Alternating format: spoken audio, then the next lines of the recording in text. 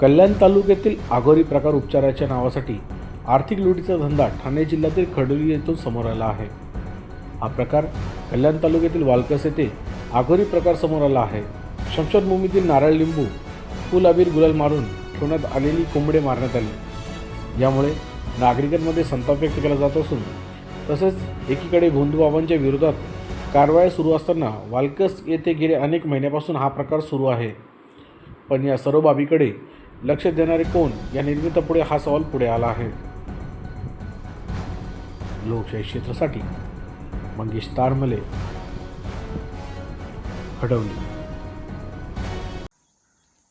नमस्कार, आपण आज आलेले कल्याण तालुक्यातील वालकाश येथील स्मशानभूमीमध्ये, कारण इथे काहीसा जादूटोणा विरोधी प्रकार घडलेला आहे। तर आपण पाहू शकता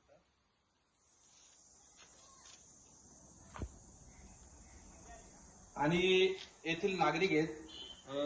दादा, नाव काय तुमचं? मंगेश कडव।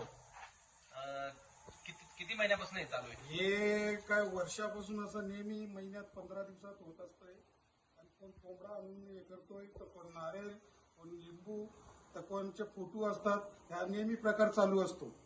म्हणजे कोण करताय? म्हणजे या आता कोण जादू टोण्यावाले जे भगत बिगत जे पण गादीवर बसतात ते रात्री येऊन इथे करून जातात। म्हणजे रात्री करतात?